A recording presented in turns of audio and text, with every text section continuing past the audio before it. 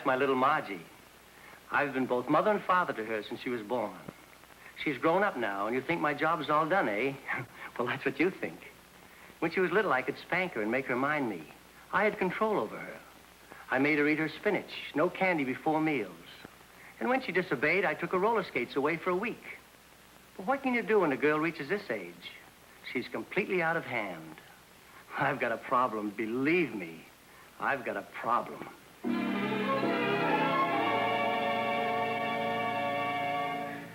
That's my father. I've raised him from childhood. That is, my childhood. He's nearly 50 now, and you'd think he'd settle down, wouldn't you? Well, that's what you think. Today, he looks better in shorts on a tennis court than fellas 25. Girls wink at him, and what's worse, he winks back at them. I want a nice, old, comfortable father. I try to look after him, but he just won't settle down. I've got a problem, believe me, I've got a problem.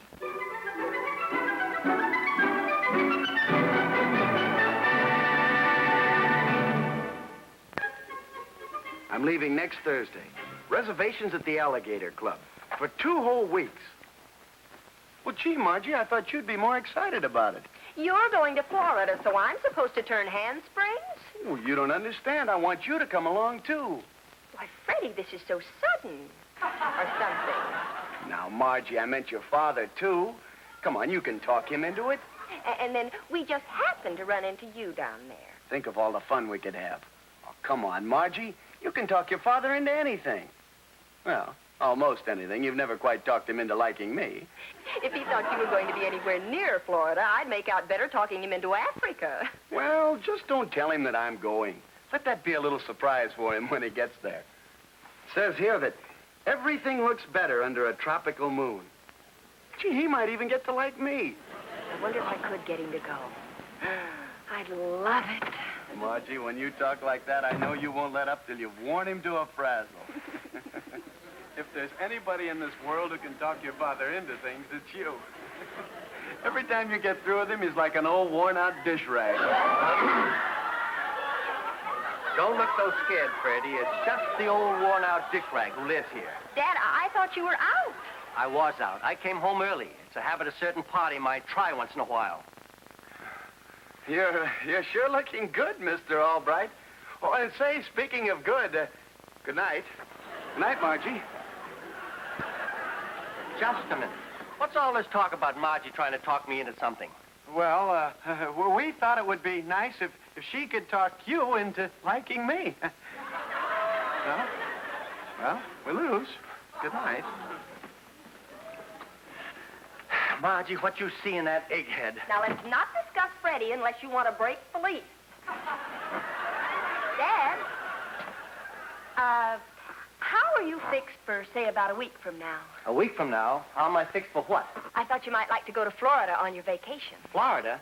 I may not get away at all this year. I've got a lot of big deals piling up at the office. Oh, it was just a thought. Just a thought. Thank goodness.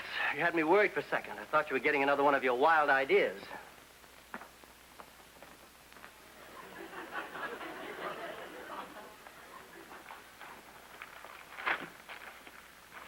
Why wouldn't you want to go?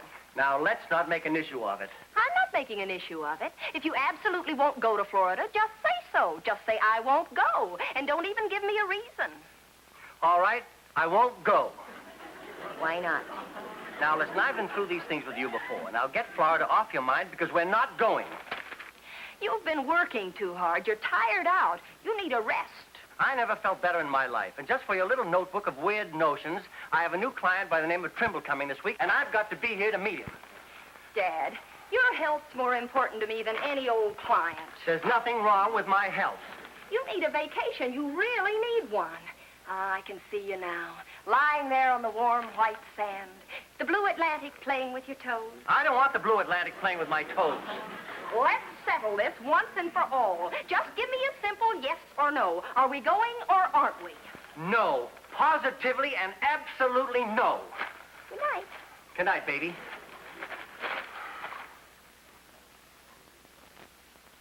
Why can't we go?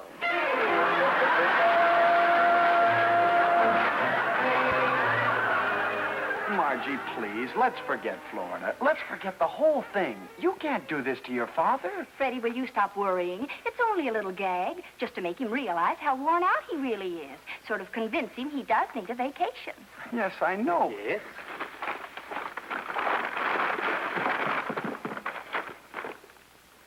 What do you want done with these? Well, this may sound a little unusual, but I want you to rip the soles off. Rip the soles off. That's right. And then I want you to get some fairly heavy pieces of lead, the same size as the soles. Put the lead in and sew the soles back on. You want lead weights on each sole? That's right, and I'll pay extra for a rush job. I have to have them tonight so he can wear them to work tomorrow. Don't try to figure it out, old man. You could go wacky.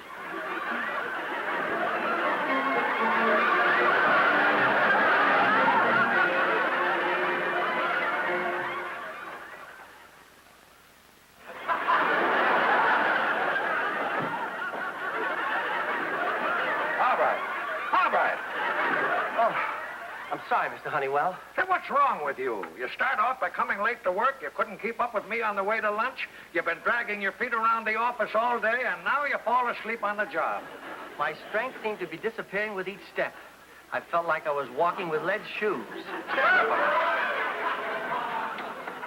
Here, come on over here with me. Now walk up and down. Leg pains, huh? Well, yes, I feel like I got charley horses all up and down my legs. All right. Do you eat many bananas? Bananas? No, I don't particularly care about bananas. I see. Ever tell you about my cousin Chester? Why, was Chester a banana? Hey, this is no laughing matter. Chester didn't eat bananas either. And he wound up just like you, something lacking in his diet.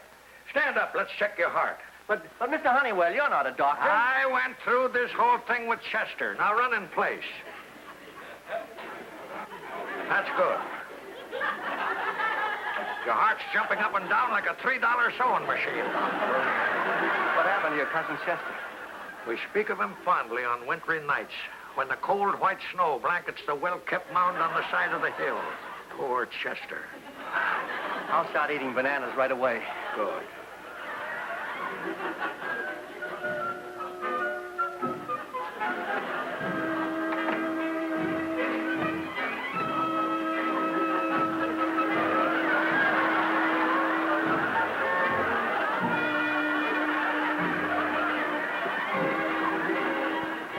Hi, Dad. How'd things go today? Fine, honey, fine. You look tired. Oh, not at all, dear. I feel great.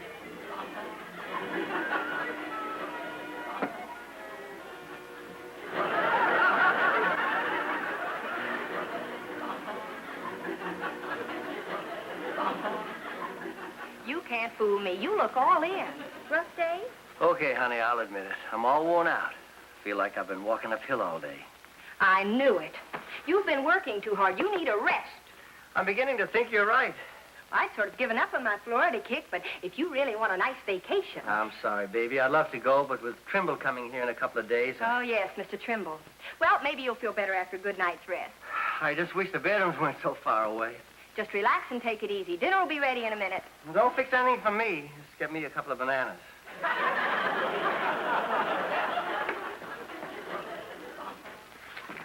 Evening, Charlie. What do you know? I don't know much, but what I know is awful mystifying. What are you talking about? Miss Margie wants you to do her a special favor.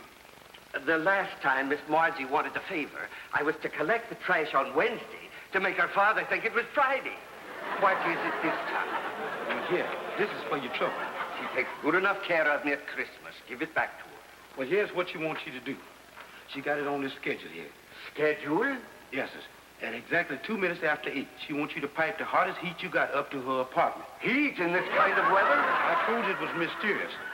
Then at the time she got here, she wants you to send up the coldest coal you got. First it's the hottest heat. Then it's the coldest coal. What is this? How you feeling, Mr. Albright? Tired, my boy. Tired and weary. Freddie, come here. I want to have a word with you. Yes, sir? You know, Freddie, there comes a time in every man's life when, well, nobody expects to live forever, but when a man's time comes, he likes to leave a clean slate.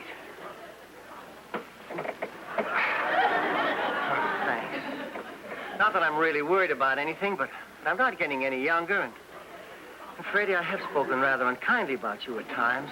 And now you'd like to clean the slate and apologize? Oh, no, nothing as drastic as that. I just want to make sure that you know exactly how I feel about you. Oh, yes, sir. Oh, Dad, stop being silly. You're not going to die. You just need a little rest, a little vacation.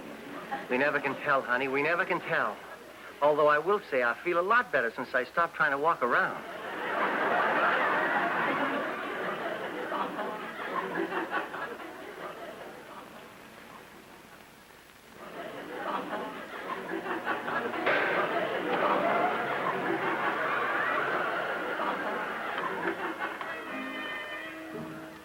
Freddie, is it awfully chilly in here? Oh, yeah, it is kind of cold. I'm sure glad I brought my top coat along tonight.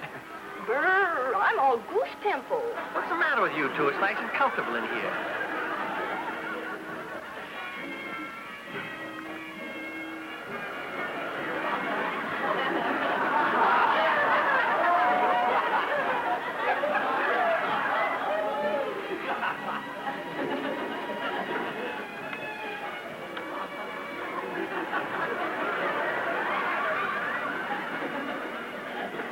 I'm freezing. I'm going to slip on a sweater. Yeah, it must be blowing up an early snowstorm outside. I better put on my top coat.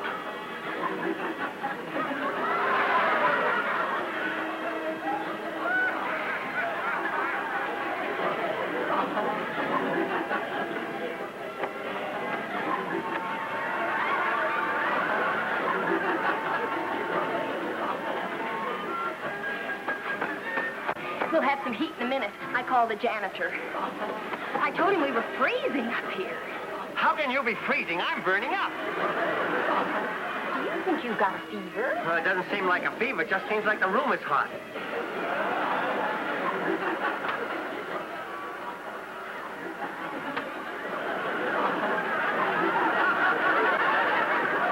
It's gone. Maybe I did have a little fever. I'm beginning to feel normal again. Oh, Dad, I'm so glad. I feel nice and cool. Freddie, do you feel what I feel? Yeah, I think they finally started to send up some heat. Heat? I feel chilly. It's getting warmer by the minute. Yeah, almost too hot. Hot? I'm getting cold. Freddie, your coat.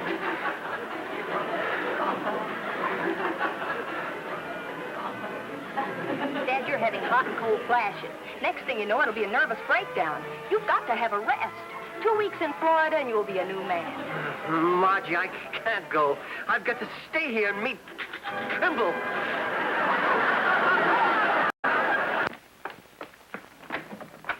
Margie, this is Mr. Brannigan. How do you do? How do you do? You're a ventriloquist, Mr. Brannigan? Yes, Brannigan and Chadwick have performed from coast to coast. But I must say that this is going to be one of our most unusual engagements. Eh, Chadwick? Right you are, Governor. And I say, miss, if this doesn't send the old boy to Florida, you might as well give up. Wonderful.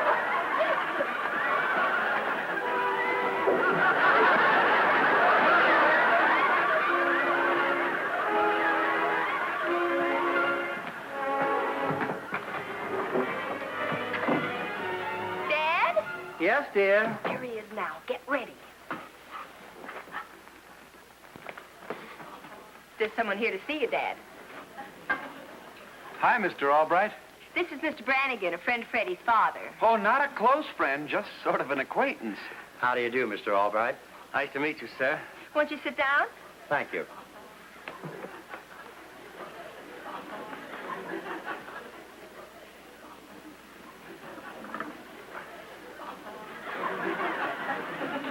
Mr. Brannigan's from out of town. Freddie's father thought you ought to meet him. He's interested in investing some money.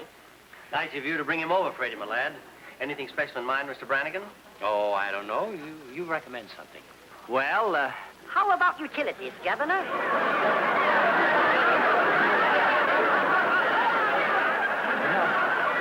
well, you can't go wrong on utilities. Did you say utilities, Mr. Albright? That's amazing. How in the world did you ever know that I was strong for utilities? Your father must be psychic. Oh, Dad's pretty sharp at sizing people up. He could see you're the sound, substantial type.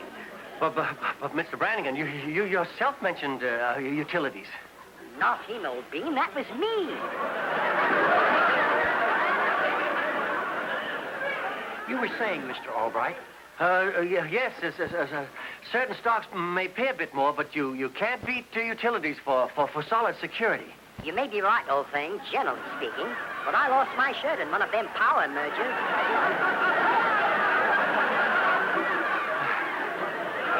What's wrong, Dad? Chills and fever? Are you having another spell? Oh, no, it's nothing at all, dear. It's nothing. I just thought that, cute dog. Thank you. You mind if I hold him? Not at all. He's very friendly. Up, fella. Up, fella.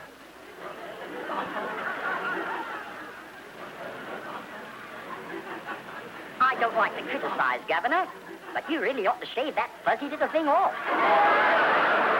Mr. Albright, did he bite you? No, he didn't do anything. I mean, he did do something. Oh, Margie, I'm not feeling very well. You'll be all right. He's just overworked, poor man. Will you excuse me, please? That's all right, Mr. Albright. We can talk some other time. In your office, perhaps. Freddie, will you show Mr. Brannigan out? Come, Chadwick. Dad, you look so strange. Margie, that dog. Did you hear him? I mean, did you notice anything unusual about him? That dog. Unusual, like what? Well, like hearing him talk or something. I mean... Dad, you mean you heard that dog talk? Oh, no, certainly not. I was just wondering if you did, that's all. Dad? Honey, listen, I think you're right. I do need a rest. You get the tickets, and Trimble or no Trimble, we'll leave first thing in the morning. Oh, wonderful. And don't worry, I promise you're going to be all right from now on.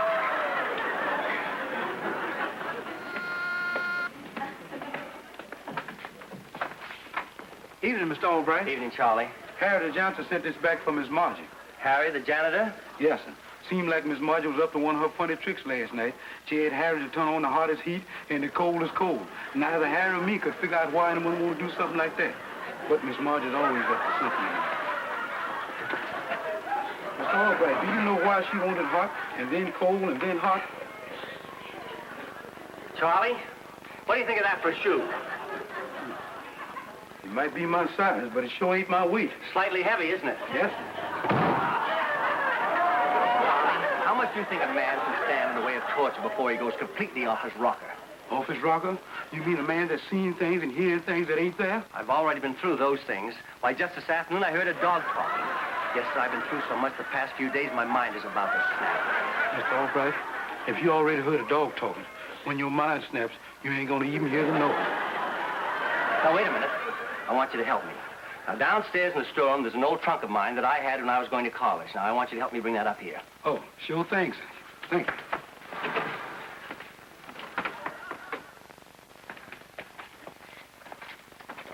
I bet Dad's already in bed dreaming of Florida. Now, Coach, you know darn well I can do better than Sikowski. Oh, please, Coach, let me go in there and hit that line. You will, Coach? You let me go in? Oh, gee, Coach. Gee, thanks a lot.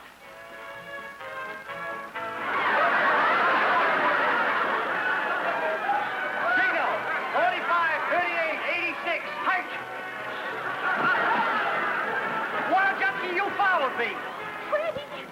Wait a minute. He's as nutty as a fruitcake. He thinks he's back in college. What could have caused it? Well, any number of things. Shoes that weighed 10 pounds, a hot room when he's freezing to death, a cold room when he's sweating to death, or a dog that talked with the British accent. Dad! Hi, Mom. Hello. You came down to see me play. Hi, Dad. How are you, old-timer? Huh? Okay, Coach, I'll go back to the bench. Come on, Mom. Come on, Dad. Let's go and sit down.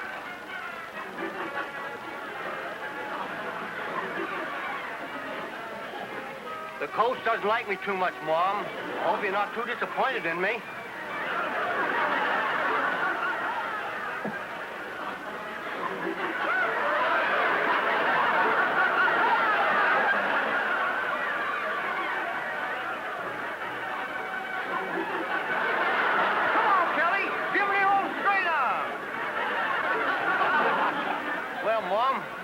things at home. Oh, Dad, listen to me.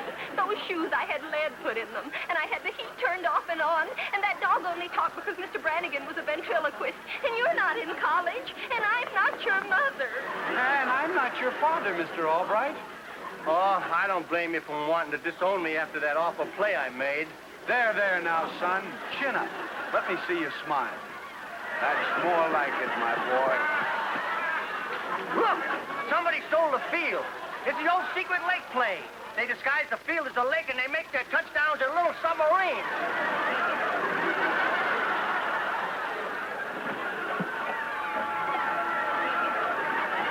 Yes, well, face it, we're gonna need help. I'll go and phone from the den. Get in the canoe, Mother. Okay, son. Take it easy. You're getting your feet wet. Sing to me, Mother. Sing me the song you used to sing to me when you tucked me in my little crate. All right. I seem to forget what song it was, son. Don't you remember, Mother? Rock-a-bye Baby. Sing it, Mother. Sing it. Rock-a-bye, baby.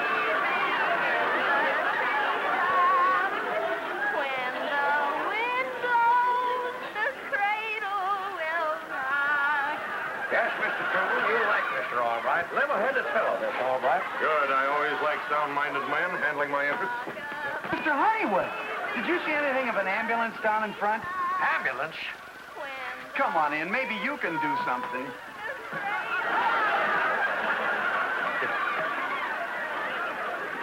Mother, I'm going in for a swim.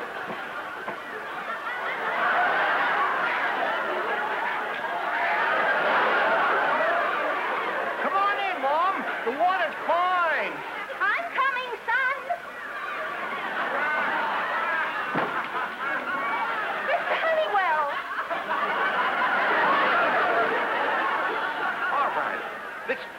This lunatic is Albright? But Mr. Trimble, I'm sure he can explain. I can explain everything. It's just a gag. It all started with the lead in my shoes, and then that hot and cold business, and when I heard that dog talking, I decided to keep quiet. You listen.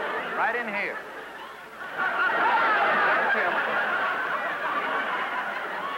Handle him gently, please. Now, wait a minute. I'm all right. It was just an act. Mr. Albright, here's the bananas you ordered, and there's more on the way over. You know I'm all right. Margie, don't you? Oh, Dad, I'll talk to the doctor. I'll come right away. I promise. We'll have you out just as soon as it's safe. No, I'm all right. I'm perfectly all right. Now, let me get this straight. First, you had lead baits put in your father's shoes. Yes. Dad's perfectly all right. Really, Doctor. And then you had the janitor spend the evening making the apartment first hot and then cold. That's right. There's nothing wrong with him. And then to top it off, you hired a ventriloquist dog to discuss stocks and bonds with your father. Yes, I did everything, Doctor. Why, Dad's as sane as you are. Well, Mr. Albright, I think we owe you an apology. Thanks.